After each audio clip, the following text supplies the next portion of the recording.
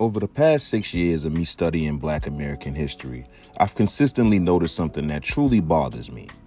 When it comes to the mainstream public school versions of our history, it quite literally has been weaponized not only against Black Americans, but Americans in general. Now, I know what you may be thinking. Well, duh, Hotep dubes, they've been whitewashing and watering down our history for generations. Yes, you are correct, but that's still not what my issue is here. The retelling of history is rooted in narrative and context.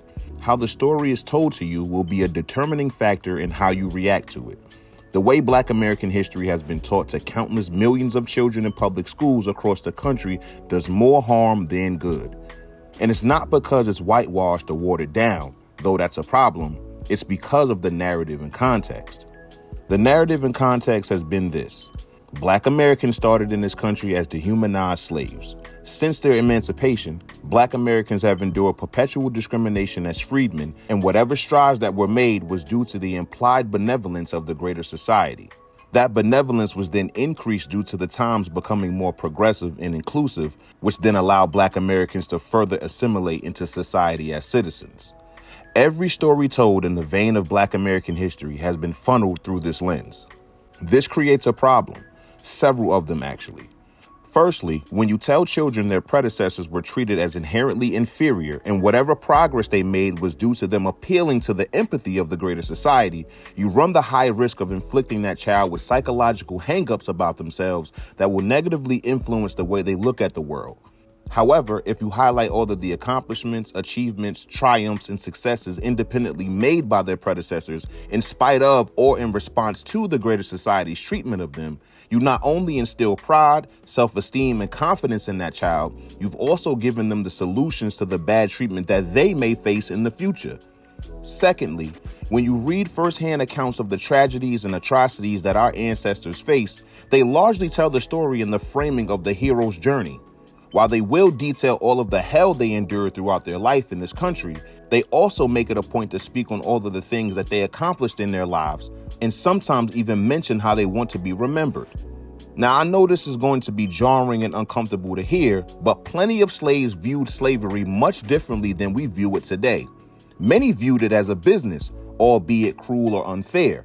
You can argue that it's due to them being institutionalized, and I will absolutely agree with you to a certain extent, but I'd add the fact that they understood the reality that they lived in and worked within those confines in pursuit of their independence. This means that they may have hated the institution of slavery, but they appreciated the skills they acquired during their enslavement and used them to gain their freedom. You have to understand something important about slavery. While there were some lower status slave owners that would work alongside their slaves, most slave owners' biggest skill was owning land and slaves. All of the work that actually went into a functioning plantation and household was done by the slaves. The farming, harvesting, refining, manufacturing, mechanical work, hunting, barbering, cooking, cleaning, landscaping, medical care, etc. These skills still hold a very high value to this very day, so imagine the opportunities they created for slaves during that time. Countless slaves were able to use these skills to either buy their freedom and or make a living for themselves, many of whom went on to own businesses. Now, don't take my word for it. Listen to what former slave, entrepreneur, and first Black American lawyer to practice law in the Supreme Court of Virginia, Giles B. Jackson, says about slavery in the South. Those reading the horrors of Uncle Tom's Cabin will look upon slavery as did the old abolitionists, that it was the sum of all iniquity. Yet frankness compels a fair historian to say upon many a Southern plantation, the Negroes were treated in the kindest possible way. They were instructed in the tenets of Christian religion, frequently given opportunities to learn to read, cared for in sickness and in health, and in fact, many of them were better cared for than they were if they were living upon their own responsibility. On the other hand, many were treated with great harshness, depending no longer upon the kind-heartedness of their masters, but the whim of the overseer who happened to be employed upon the plantation. As you can see, Jackson confronted the mainstream view of slavery even back in 1908 and spoke on the dichotomy of the treatment of slaves in the South. He doesn't sugarcoat the mistreatment slaves endured, but he also doesn't hide the fact that some slaves were treated better than others.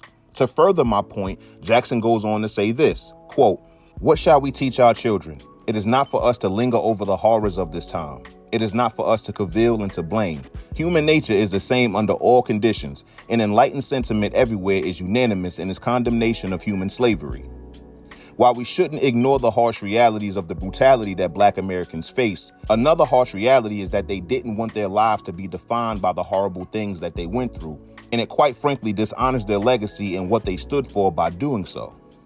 Lastly, when you tell Black American history strictly through the lens of mainstream public education, you leave out so many great stories. This is largely because these people's stories don't coincide with the narrative and context that mainstream public education usually uses. Through my studies, I've learned of Black American millionaires, businessmen, landowners, lawyers, doctors, and countless other professionals dating back to the 17th century.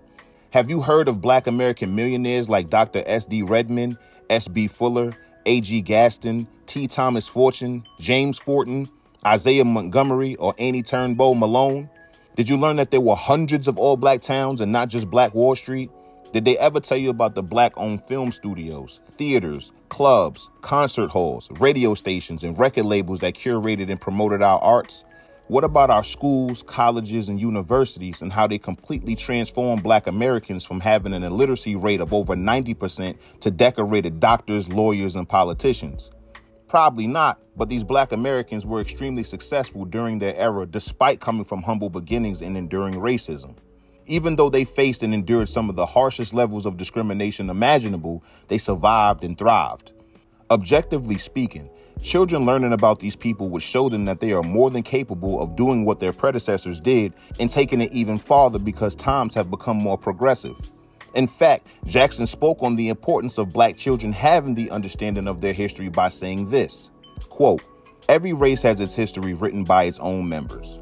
This, to our mind, is a special reason why the Negro should have a history of himself written by members of his own race, and that history should be taught in the schools of the youth of the race. As history can be best gleaned from his industrial progress, the writers of this book feel that a history showing the strides made by the race along industrial lines would prove most beneficial not only to the adult, but especially to the youth." Think about your own legacy. Think about all of the things you've been through to get to the point you are now. What if someone only told people about the hell you went through, but barely mentioned your achievements? How would you feel if someone only spoke about the ghettos you came from, how impoverished and uneducated you were, and how it was other people's benevolence that allowed you to win? You would look at it like a slap in the face.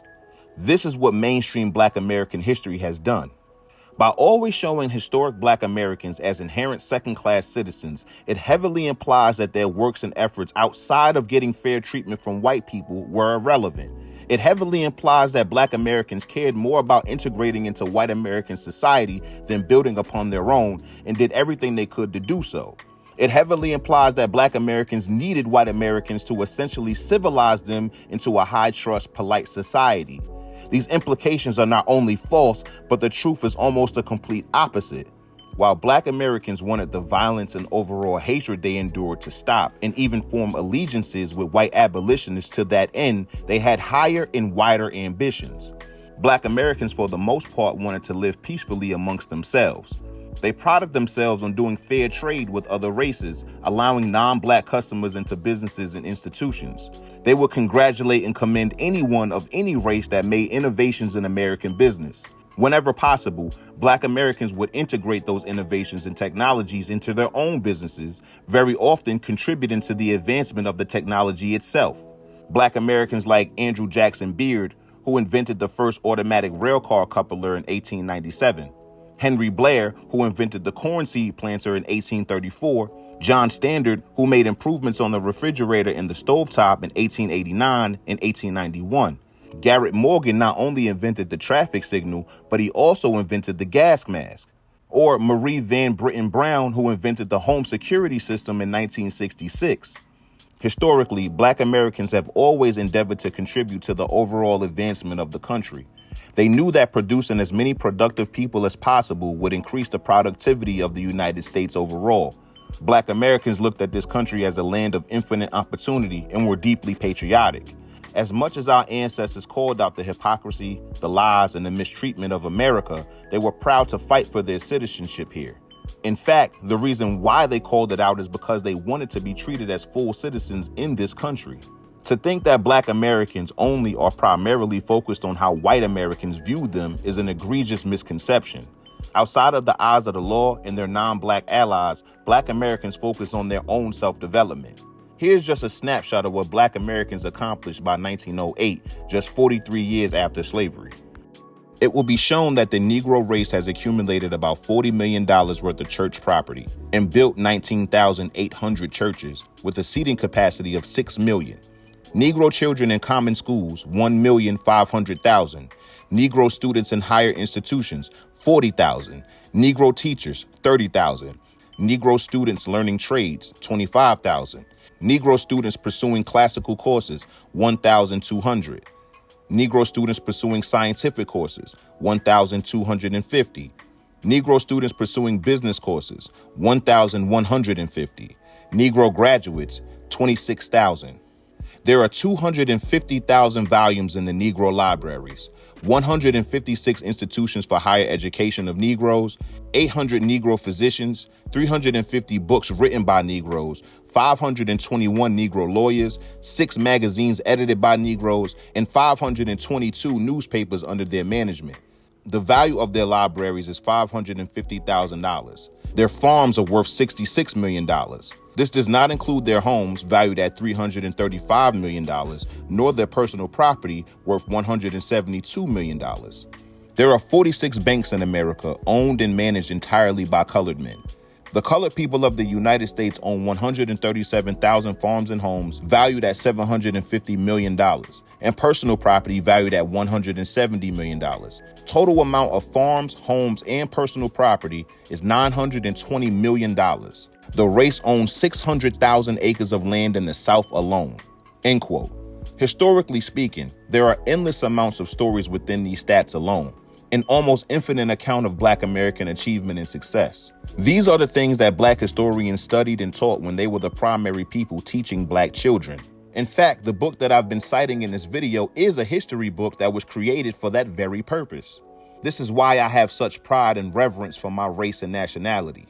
However, I also believe withholding this information from American children has been intentional. I believe deliberately excluding these amazing achievements and doubling down on the stories of oppression primes a person to operate under resentment and rage instead of pride and high self-esteem. It allows them to be manipulated into acting against their own self-interest in the name of social equality.